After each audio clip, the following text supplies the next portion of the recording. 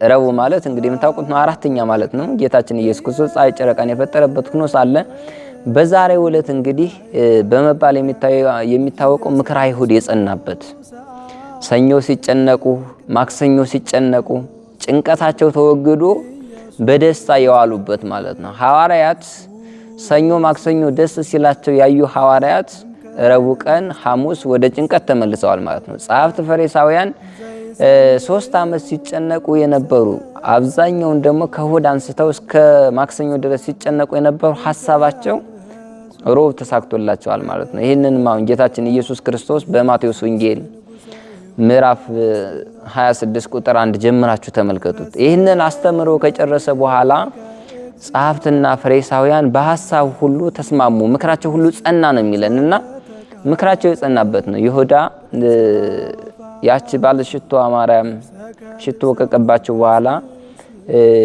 ልቡ ወደ ንዋይ ስለተመለሰ ጌታችን ኢየሱስ ክርስቶስን አሳልፎ እንደሚሰጣቸው በዛሬው ዕለት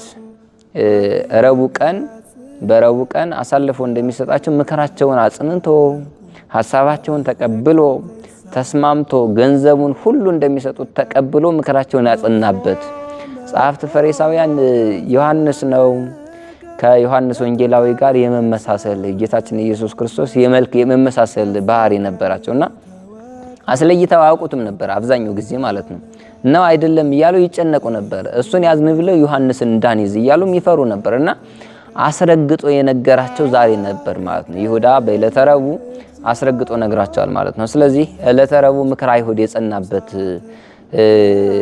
ያለምንም ነገር የውሸት ምክር ሰብስበው ካላንዳቻት እውነት ኢየሱስ ክርስቶስን እንደሚሰቅሉት የተስማሙበት ዕለት ለይሁዳም 30 ብር እንደሚሰጡት ቃል ገብተውለታል ማለት ነው። እና ይሁዳ ይህንን ቀን እንግዲህ 30 ብር ተቀብሎ ይሁዳ 300 ብር በማጣቱ 30 ብር ቀረብ ብሎ ሰኞ ማክሰኞ ሲያዘን የነበረ አብሮ እንደ አይሁድ ሮብ ተደሱታል ማለት ነው።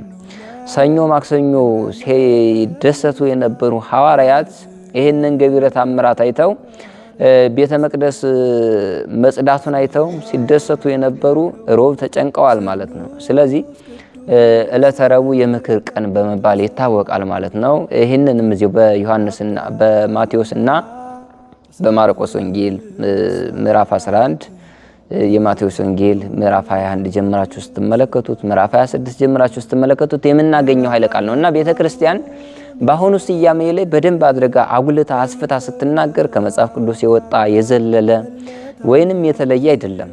አንዳንዳቸው ሰዓቷ ራሱ በሰዓታት ብነድ ራሱ አባቶቻችን እዚህ ሰኞ ማክሰኞ ረቡዕ የሚያደርጉትን በሰዓታት ራሱ ብንሄድ ከወንጌል የወጣ ነገር አንዳቸውም የለም ማለት ነውና ቤተክርስቲያን ኢየሱስ ክርስቶስን አካሉ አድርጋ ስታዘክረው የምትኖር መሆኑን ነው። ሁለተኛ ሮብ የምንጾምበት ምክንያቱ ራሱ ምክረ አይሁድ የጸናበት መሆኑን በዚያው ላይ እንድናውቀው እንድንረዳው ያስፈልጋል ማለት ነው። ስለዚህ ምክረ አይሁድ የጸናበት መሆኑን ጌታችን ኢየሱስ ክርስቶስ ምንም አንድ ሐሰት ሳይኖርበት በውሸት መከሰሱን ይህን አሳስበን ሰማያዊ ንጉሥ በምድራዊ ነገስታት መከሰሱን ይህንን ይዘን እኛም እንጾማለን እናከብራለን። በአሁነኛው ሳምንት በሰሙነ ሕማማት ምክረ አይሁድ የጸናበት በመባል እናውቃለን ማለት ነው። ስለዚህ መጻሕፍት ነግረውናል።